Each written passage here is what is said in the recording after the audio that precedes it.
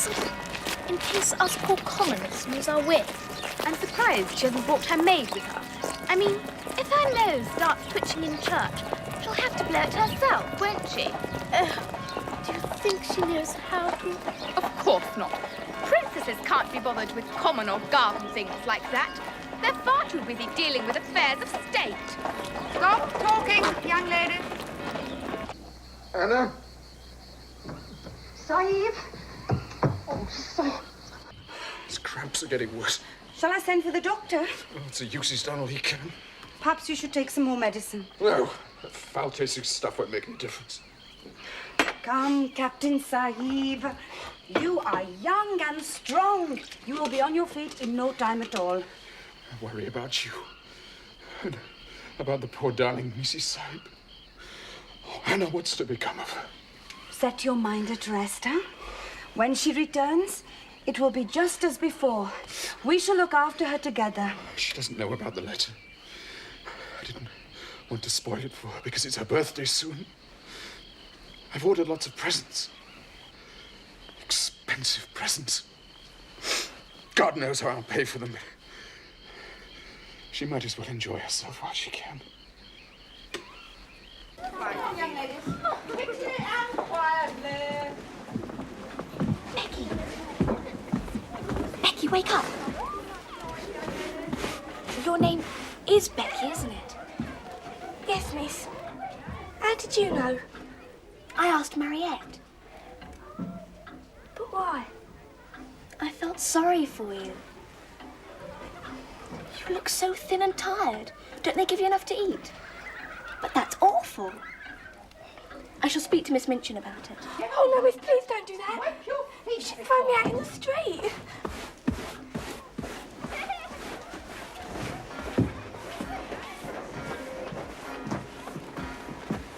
Do you like meat pies? Oh, yes. Nice and filling, then. Mariette and I are going shopping tomorrow morning. I'll bring some back for you. Oh, miss. Don't call me Miss. My name's Sarah. I know. But I couldn't call you by your real name. Why not? It wouldn't be right. What with you being a princess and all. I'm not a princess. No? Well, that's what they call you down the kitchens. Rebecca, if I had wished to have my stairs cleaned at this pace, I would have hired a tortoise for the job. It's just not fair, Lavinia. She's not nearly as pretty as you, and very much younger. Why should she lead the line every Sunday? Because Minchin's a snob, that's why. I have plenty of expensive clothes at home, but I wouldn't dream of wearing them here. It's frightfully common to flaunt one's wealth. Little show-off. It's disgusting the way Minchin fawns on her. Sarah, dear, do come and speak French to Lady Pitkin. I want her to hear your accent. And come and talk to Mrs. Musgrave about India, Sarah dear. Her son's about to enlist. Anybody'd think her father was a general or something. He may be rich, but he's still only a captain. The captain's daughter ought to be leading the line. Don't you agree? Fatty. What? I said Sarah ought to be bringing up the rear. Don't you think so? I don't know. You don't know anything, do you? Except that Sarah's rich. That's why you've become her little toad. That's not true. Of course it is. And in exchange, she lets you walk with her. You think you'd ever get to the front of the line without your hoity-toity friend, a fat, clumsy girl like you? I asked you a question. No, I don't suppose I would, but that's not the reason I'm her friend. Ah! So what is the reason? She's the only one who's kind to me. Kind to you.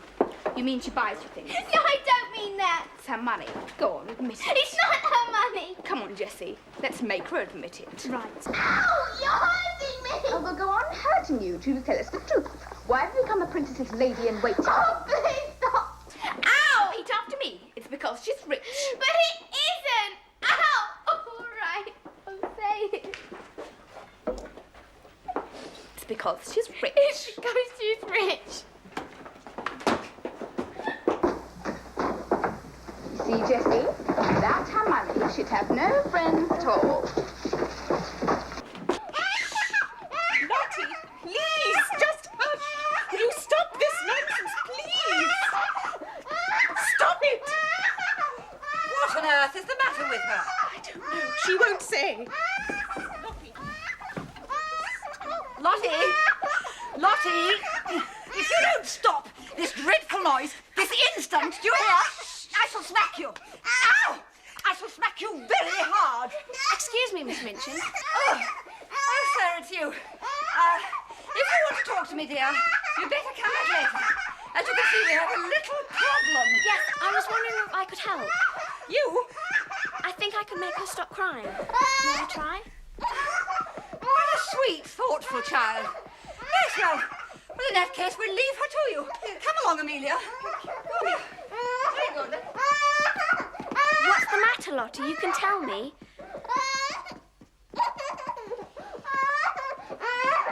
If you don't tell me why you're crying, how can I help you? Because I haven't. Haven't what? Got to Mama. Neither have I. Why? Where is she? In heaven, like yours. Oh. Doesn't mean they can't see us, though. I'm sure they come out every now and then to take a look at us.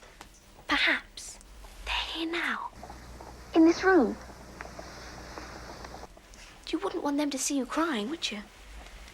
Well, I can't see them. No, when you go to heaven, you become invisible. Why? It's a rule. Angels aren't allowed to be seen. You mean my Mama's an angel? With a white nightgown and wings? Yes. But I don't want a Mama I can't see. All right, then. I'll be your Mama. Just till you're old enough not to need one.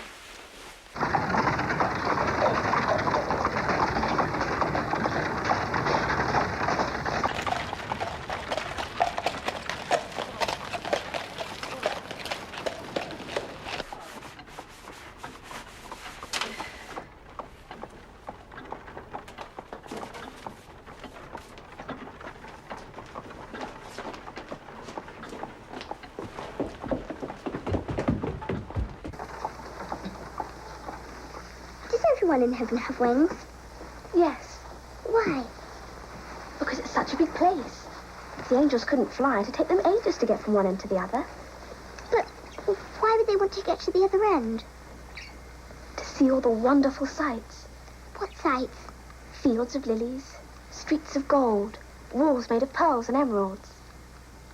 But why do they have to wear nightgowns? In case they want to go to sleep.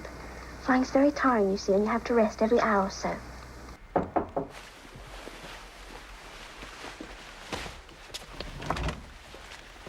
Letter for you, miss. Thank you, Becky.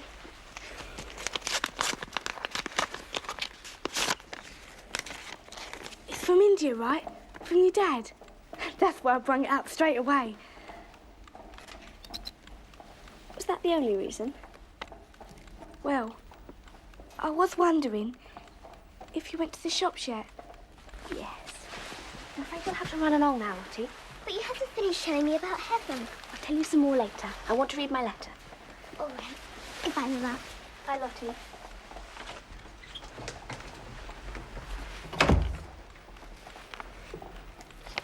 The dressing table, Becky, the bottom drawer. Oh, miss. How many can you spare? All of them. They're all for you. Oh, thank you, miss. What does he say? It's just to wish me a happy birthday. Oh, when is it? Next week, Tuesday.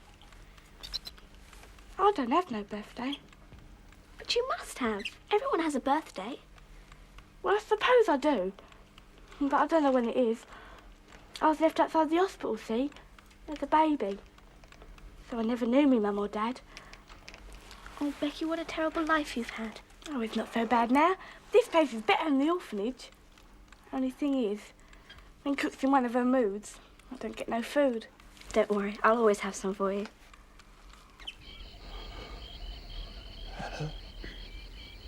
Yes, Captain Sahib. So sorry. Sorry? For being so stupid.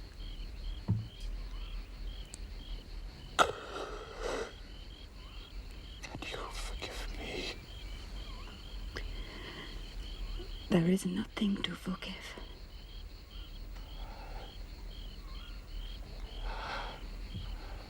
I brought you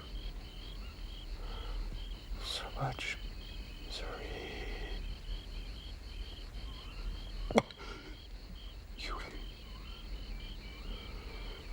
This is so...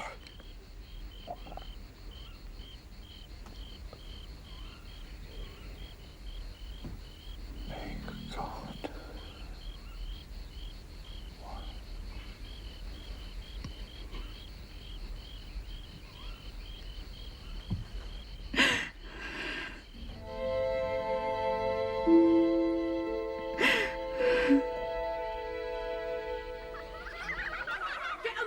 I'm going as fast as I can.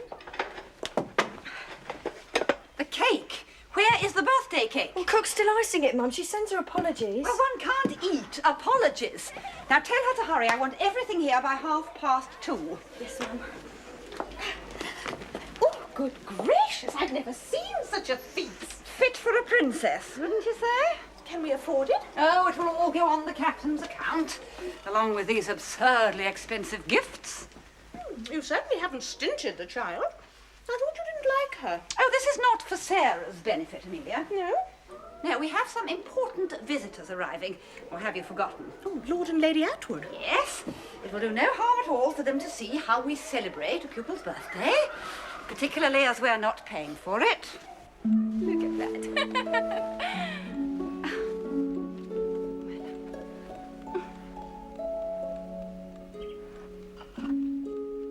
Oh, such a sad face, ma petite. Are you not excited? Yes. I just wish Papa could be here. Oh, it's no use wishing for things that can never be. I'm sure he wouldn't like you to be sad on such a day.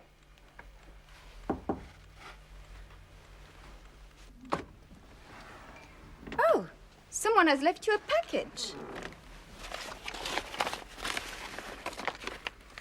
You know who left it? Yes. It's dirty, and she doesn't know how to spell. Oh, Mariette, there are more important things in life than spelling. You better hurry up. Well, look, she'll just have to wait, won't she? Oh. Hello, miss. Happy birthday, miss. Thank you so much. What a wonderful present. Did you like it, miss? Really? Oh, it's beautiful. I shall keep it by my bedside, so it'll be the first thing I see in the morning.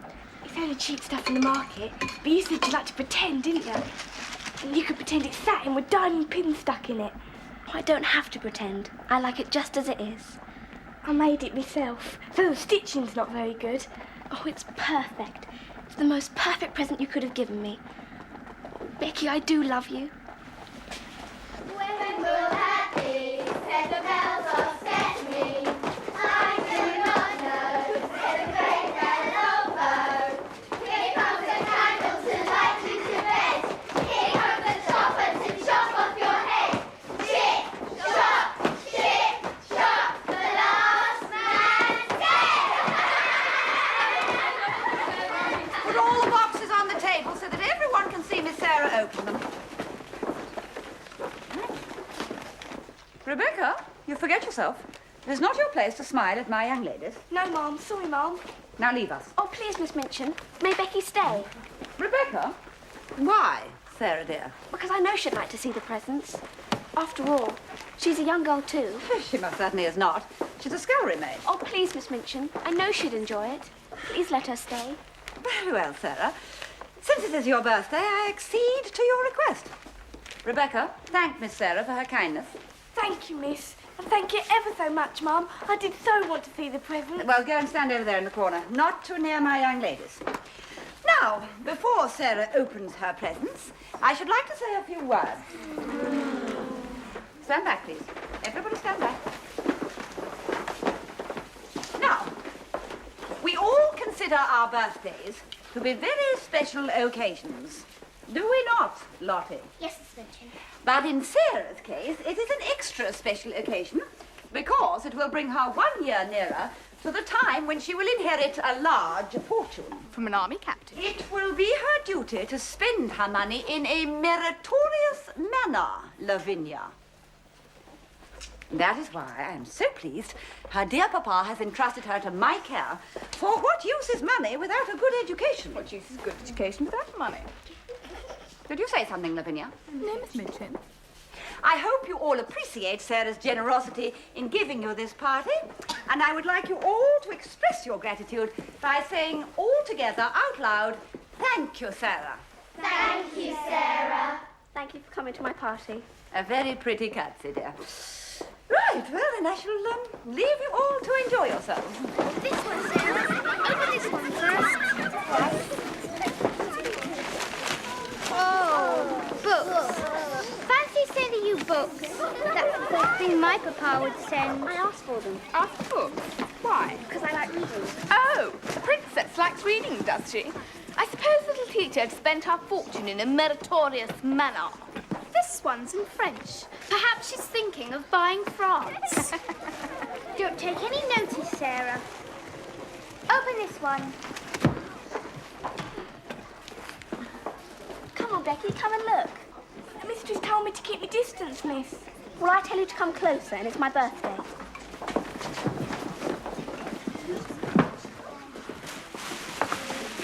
Oh, Sarah, what a lovely hat. Put it on. You look beautiful, Mama. Really beautiful.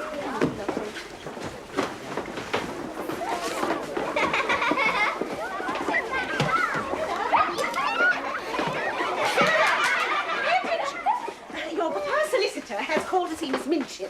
As the refreshments are laid out in her room, she suggests you take your tea now, then she can talk to him in here. I want it is highly a ladylike way of expressing yourself, Lottie. Now, if you form into two ranks, Sarah will lead us to the feast in an orderly fashion.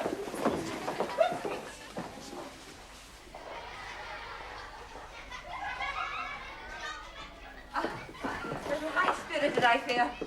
It will end in tears. Pray do sit down, Mr. Barrow. I'd rather stand, thank you, madam. As you wish. Extravagance, ridiculous extravagance. Such a foolish young man. Captain Crewe? The late Captain Crewe. You don't mean he's... Dead, madam. And he died a pauper. a pauper?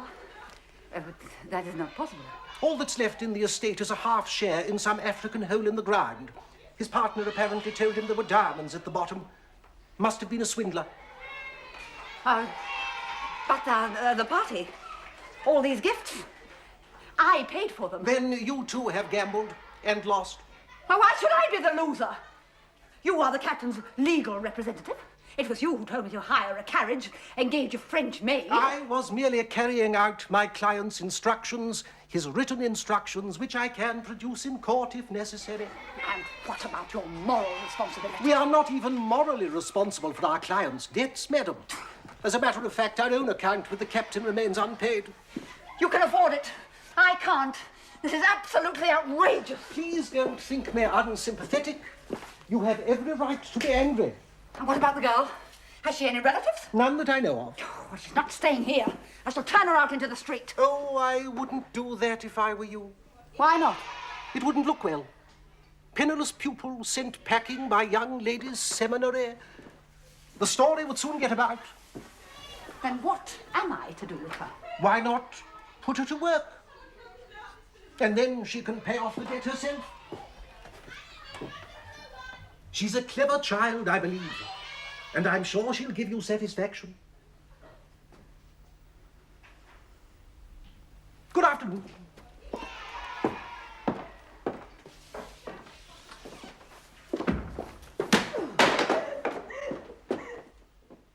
Who is there?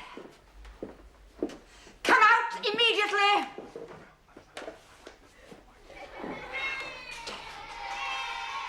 How dare you eavesdrop on my private conversation? I'm sorry, Mum. I know I didn't ought to have it. Only I was looking at the presents, and when I heard you coming, I sort of got in a panic like. What did you hear? Nothing, Mum, except that poor Miss Sarah ain't got a dad no more, and she's lost all her money. Leave this room this instant! But what would she do? I mean, she's used to having a maid and that. Would you let me wait on her after I've done my regular duties, Mum? Then poor Miss Sarah wouldn't feel so bad. Poor Sarah will wait on herself. Poor Miss Sarah will wait on others. Now leave this room or leave my house. And so say all of us, for she's a jolly good fellow, for she's a jolly good fellow, for she's a jolly good fellow. And so say all of us. Young ladies, silence. You will all go upstairs, change out of your party frocks and assemble in the schoolroom. Sarah, you will remain here. Quick sticks, everybody. Come along, come along, come along.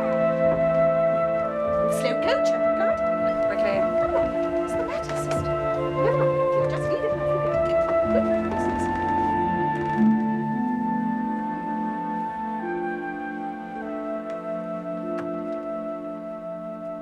Now, I want no crying and no unpleasant scenes. I have some bad news. Not Papa. He's dead. And before he died, he lost every penny of his fortune.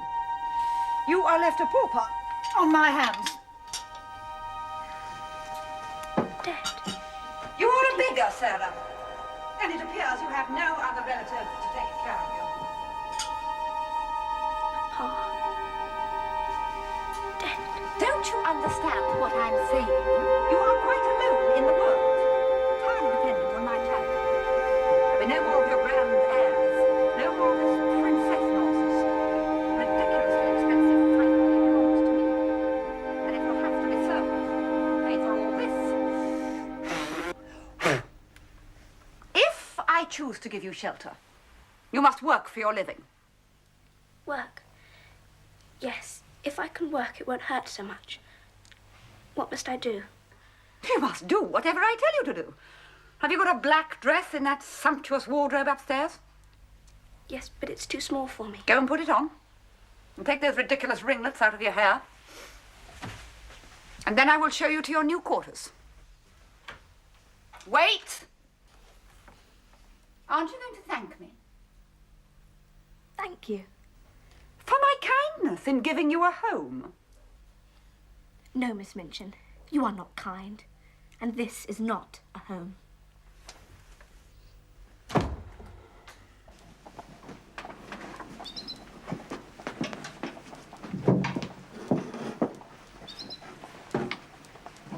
What will you do, Mariette? Seek a new position, of course.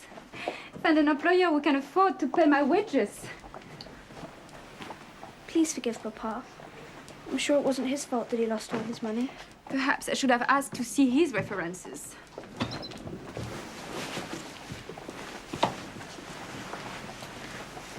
It wasn't my fault either. Did I say that it was? No. But you just seem so cold, as if you blamed me. Don't you like me anymore? I do not dislike you. And I wish you well. But now I must think of myself. Yes, yes, of course.